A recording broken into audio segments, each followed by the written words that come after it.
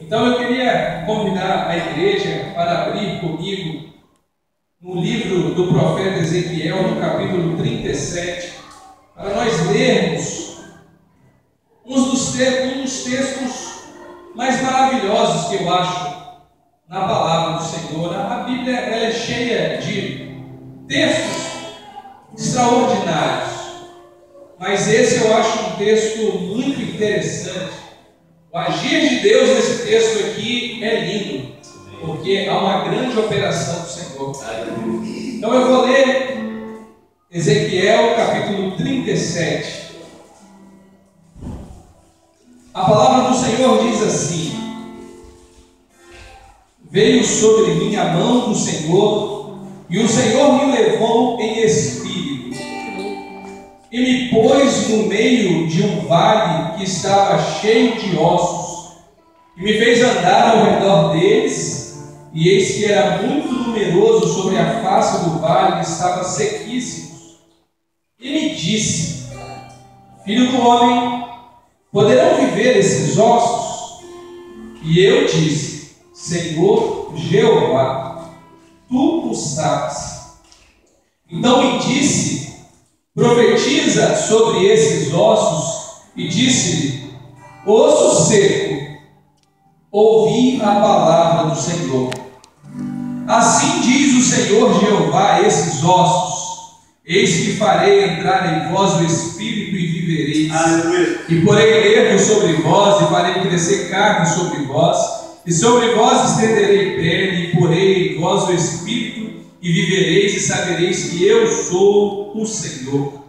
Então profetizei como me deu ordem, e houve um ruído, enquanto eu profetizava, e eis que se fez um rebuliço, e os ossos se ajuntaram, cada osso ao seu osso.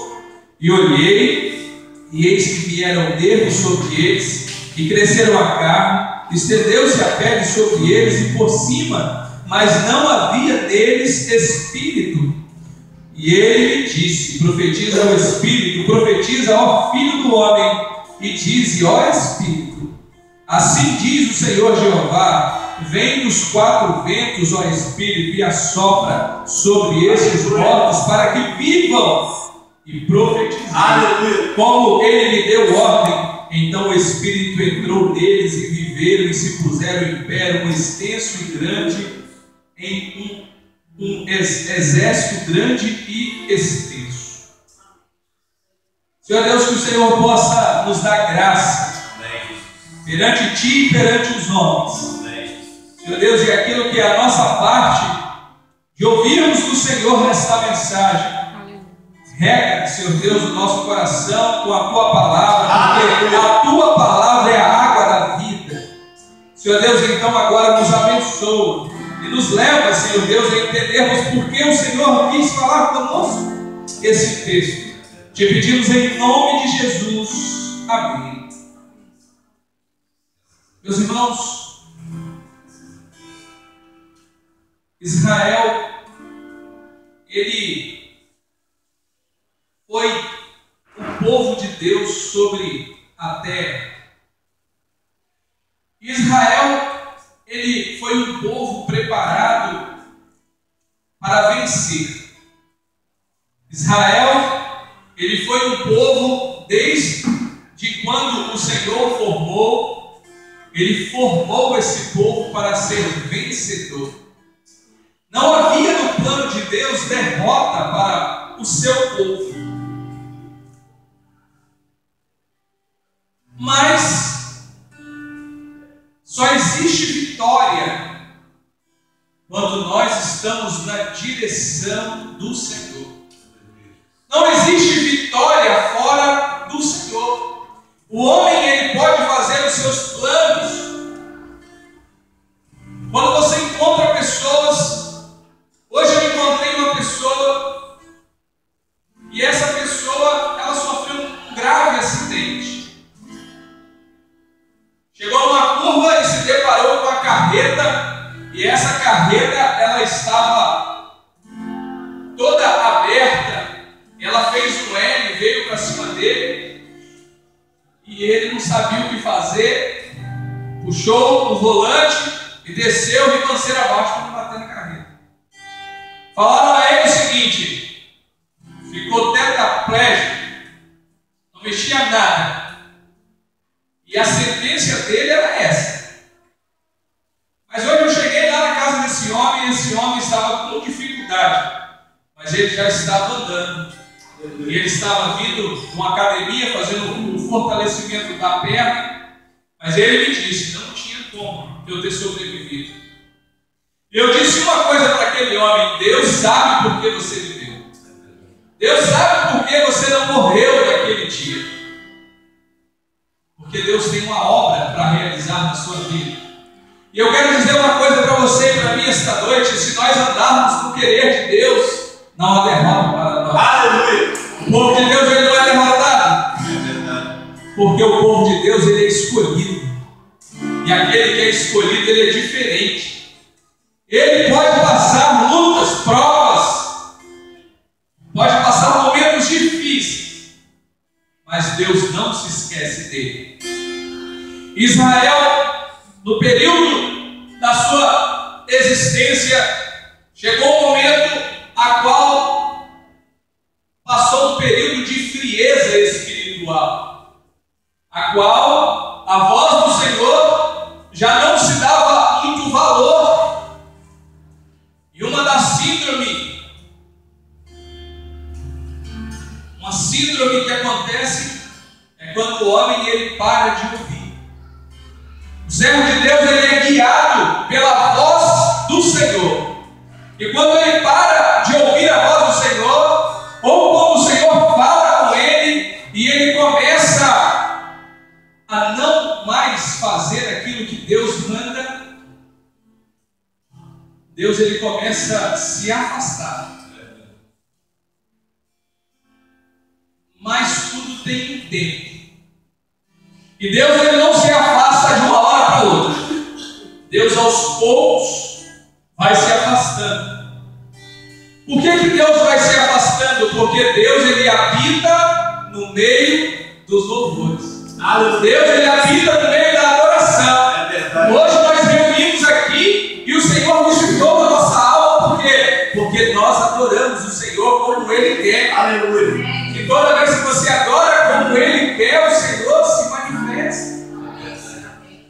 Tem diferença entre emoção e sentir a presença de Deus. Hoje neste lugar nós sentimos a presença de Deus.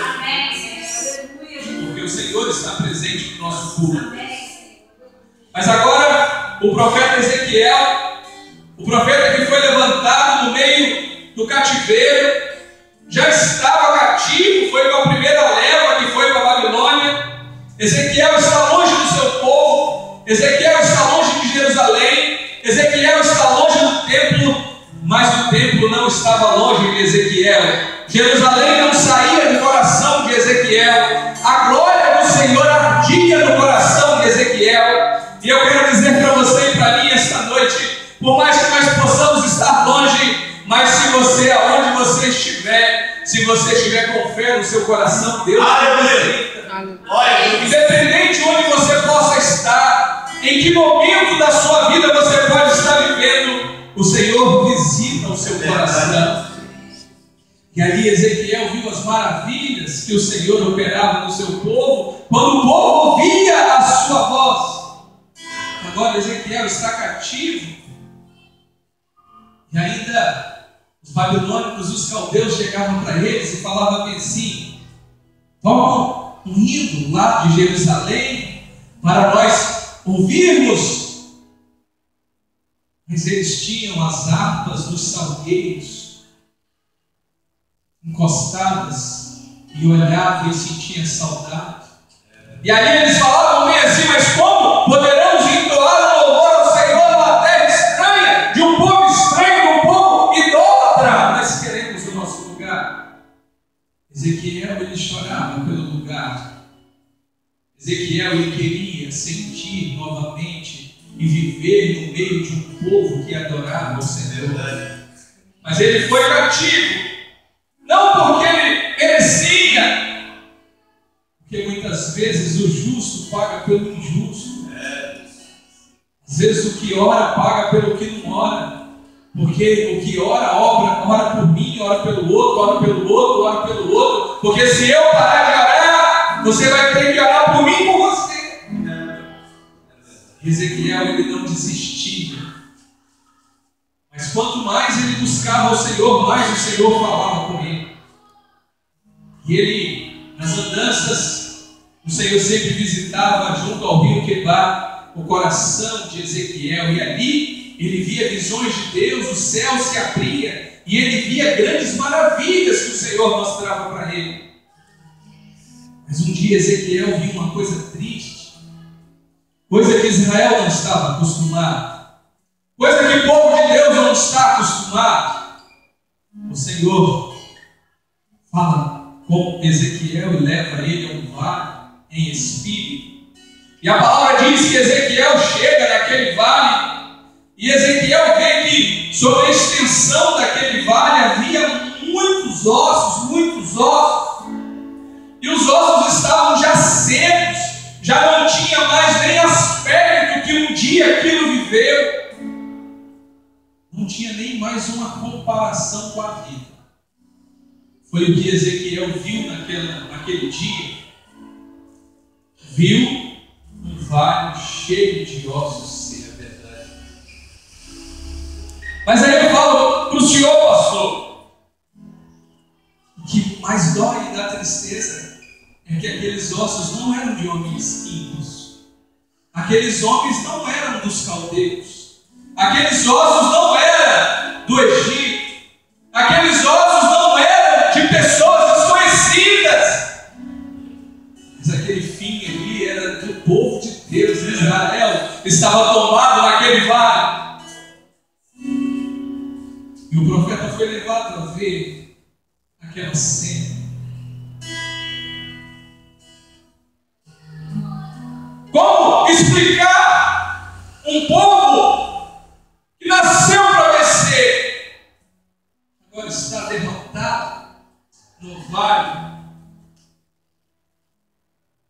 A palavra diz que nós somos feitos à imagem e semelhança de Deus. Ezequiel vê homens derrotados, o vale cheio de morte, o vale cheio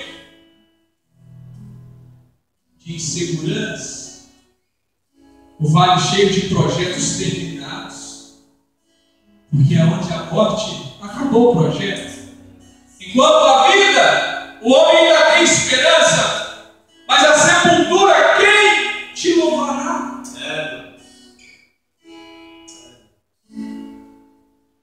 Mas tem um detalhe: aqueles ossos não estavam enterrados, não estavam em covas, aqueles ossos estavam na extremidade do vale. Aqueles ossos não tinham descido a sepultura. E eu não sei porque o Senhor nos levou a pregar esta mensagem aqui esta noite, mas nós cantamos um louvor que onde o rio chegar, aonde as águas desse rio chegam, ali traz a vida. E nós cremos nessa vida. Glória a Deus. Nós cremos numa restauração. Porque o Senhor chegou a Ezequiel quando ele disse: Ezequiel, pode viver nesses ossos, Ezequiel.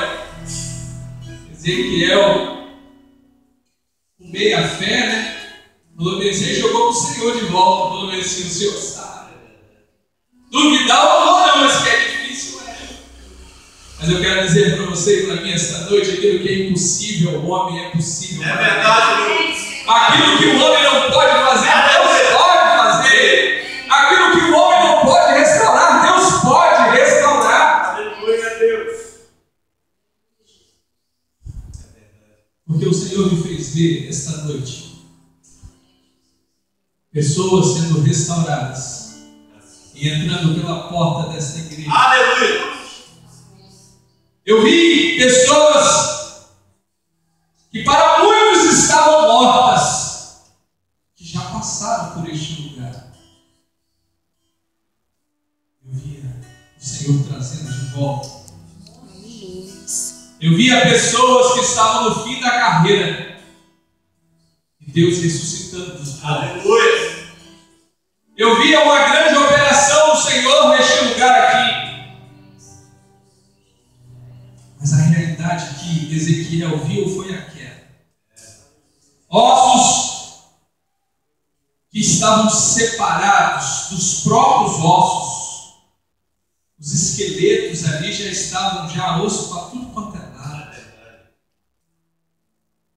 Mas ele chegou para Ezequiel e falou assim: Ezequiel, é hora de eu agir. Porque quando nos falta força, Deus começa a agir. Aqueles ossos não clamaram, mas alguém clamou por aqueles ossos. E às vezes as pessoas aí fora não têm nem força para clamar. Mas se eu e você clamar, Deus pode mudar a história de muitos. Glória a Deus. Porque Ezequiel fez a diferença. E ali o Senhor falou para ele bem assim: Ezequiel, profetiza sobre esses ossos. Porque existe um segredo para a restauração. A restauração só existe quando há profecia. A restauração começa na profecia. A restauração começa no coração de Deus. E Ele revela aos seus profetas. Então, Ele fala bem assim: profetiza. Ou seja, fala aquilo que está oculto. Aleluia. Aquilo que só eu sei.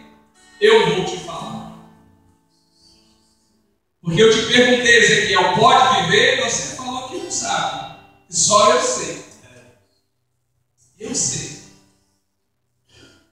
A palavra diz, meus irmãos, que Ezequiel se fez como deu ordem. Segunda parte da restauração, nós fazemos aquilo que o Senhor manda. Quer que a restauração chegue? Faz aquilo que o Senhor manda. Aleluia. Ezequiel falou bem assim: como me deu ordem, eu profetizei. E começou tudo diferente.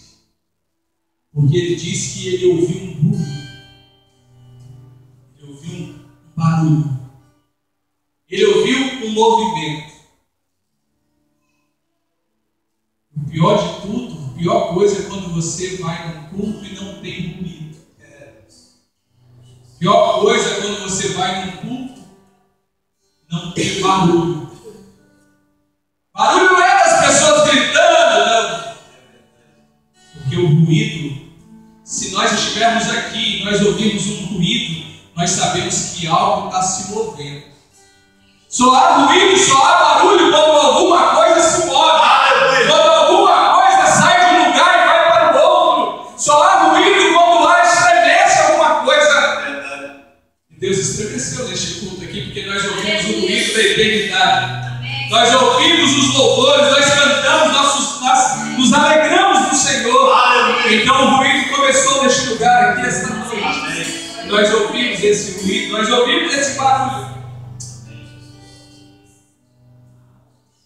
E Ezequiel viu que quando ele começa a profetizar, acontece uma coisa maravilhosa. Ele começou a ver que os ossos se juntavam. Mas se juntou osso ao seu osso. É como se o osso conhecesse o outro osso que era do corpo dele. Não foi o osso, não foi juntado no outro osso da outra pessoa, não. Se juntou no osso próprio dele.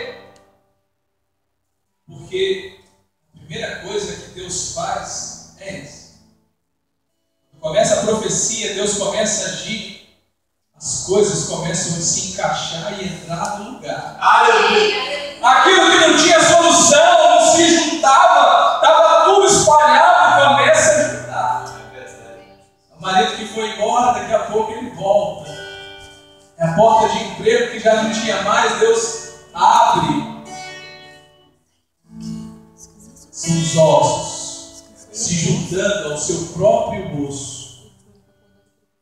É o homem que começa a sentir de novo a comunhão com Deus. Aleluia. Glória a Deus. E depois ele viu que aqueles ossos, quando já estavam juntos, desceu nervos sobre eles. E o nervo, ele tem uma função no corpo humano muito peculiar, muito interessante. O nervo, ele traz a mensagem do cérebro para todo o corpo. O nosso tecido nervoso é que nos faz movimentar. A minha cabeça vai dar ordem através do nervo para minha mão mexer. Minha mão está mexendo. Se eu perder, cortar o nervo da minha mão, a minha cabeça vai dar ordem para a minha mão se mover, mas ela não vai se mover, porque ela não vai sentir o comando do cabeça. A restauração começa, meus irmãos, quando o cabeça começa a mandar no corpo. Aleluia. A restauração começa quando Cristo, que é o cabeça da igreja, que é o cabeça meu e seu, começa a se movimentar. Aleluia. Ele começa a trazer a mensagem para nós. Uma primeira coisa tão especial que começa numa restauração é nós ouvirmos a voz de Deus. É a igreja que ela começa a se movimentar. É a igreja que ela já não está parada, mais estática, esperando as pessoas virem, mas pelo comando do cabeça ela vai atrás. Aleluia. Aí ela começa a visitar, aí ela começa a encontrar as pessoas na rua e dizer: ó, Deus tem uma bênção para a sua vida. Aleluia. É a igreja que começa a receber a mensagem. E a mensagem hoje na igreja é: Jesus, ele está voltando. É verdade. Essa é a mensagem. Deus tem uma restauração. Depois acontece uma coisa interessante também, que começa a crescer carne sobre aqueles ossos e sobre os nervos. E a carne é interessante, porque uns são mais cheinhos, outros são mais magrinhos. Eu já tomei cheinho já, mas a carne, ela já te traz forma. Nós temos uma forma. Às vezes, se você conviver muito com a pessoa, se você vê a sombra dela passando, você já sabe quem é. Por causa da forma que o corpo dela tem. Então essa forma é o que o Senhor quer fazer nas nossas vidas e naqueles que estão aí fora. Quer dar uma nova forma de vida. Aleluia. Quer transformar de osso seco a sorte deste mundo, uma nova forma de vida. E depois acontece uma das coisas mais maravilhosas naquela visão. Ele viu que começa a nascer a pele sobre toda aquela carne, que começa a nascer pele. Interessante que com a carne a gente até pode reconhecer, mas a gente pode se enganar. É verdade? Às vezes a minha esposa está ali, cabelo cacheado, passa uma pessoa atrás de mim, com cabelo cacheado, eu já penso, minha esposa. Mais ou menos jeitinho do corpinho dela.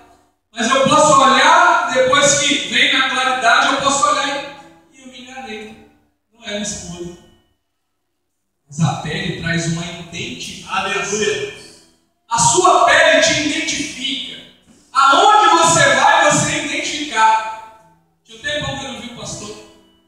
Estava lá esperando meu filho na escola. Quem passa? Pastor Gilberto. Por que eu reconheci ele? Conheci. Estava meio apaisando, mas eu falei: mas você não me engana não. Não me engana não, que eu sei que é você. Mas a pele identifica. A carne te dá forma, mas não adianta você ter uma forma, mas você tem que ter uma identidade. É verdade. E Jesus, ele quer nos trazer essa noite uma identidade. Aleluia. Uma identidade de servos do Senhor, uma identidade de crentes, que amamos o Senhor, que caminhamos na presença do Senhor. Porque nós temos que ser conhecidos do nosso Deus. Conhecido. Agora eu vou te falar uma coisa. Ele é tão poderoso que até o osso seco, que não tem mais nada, ele conhece, ele sabe. Que a gente não sabe não. Os maiores, aí, quando tem uma tragédia, caiu o avião,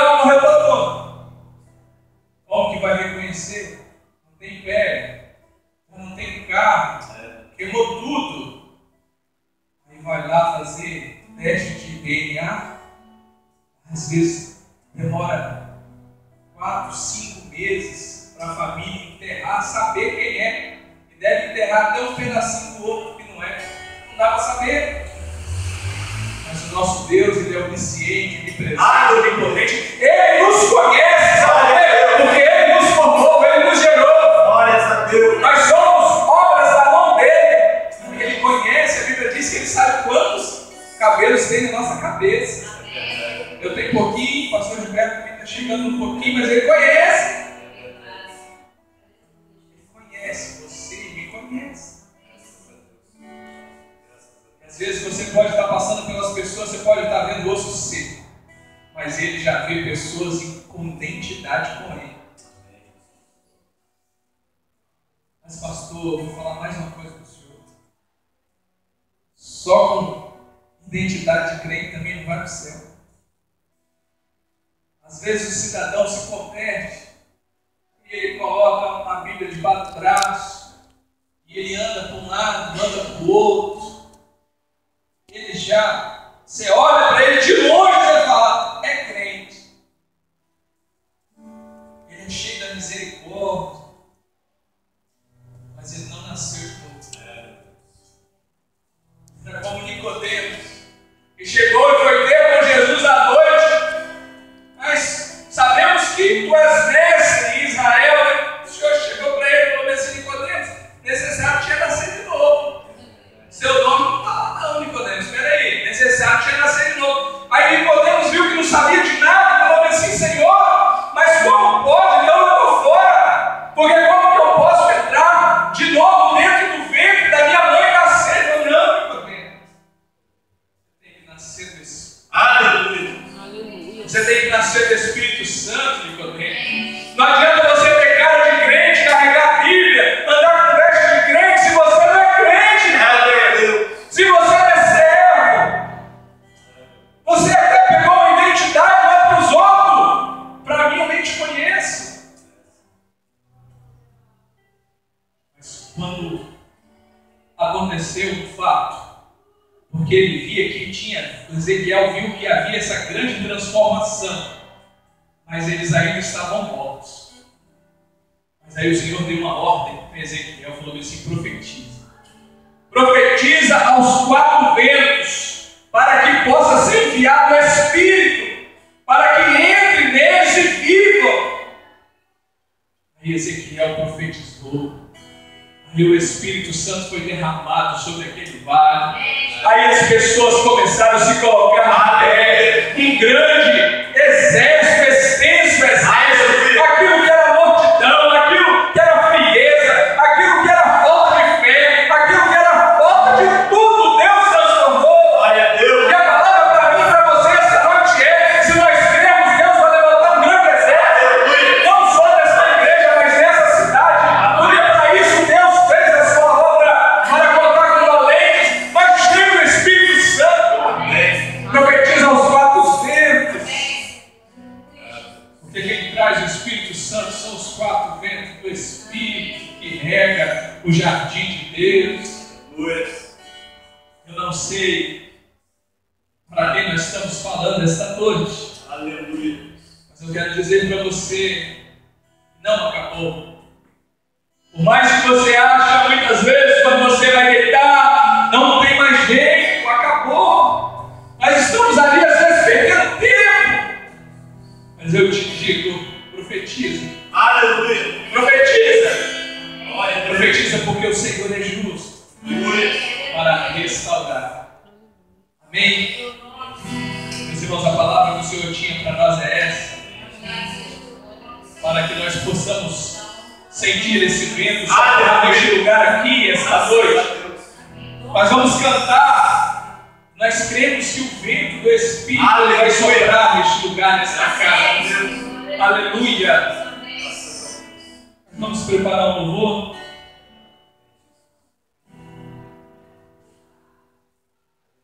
Glória a Deus.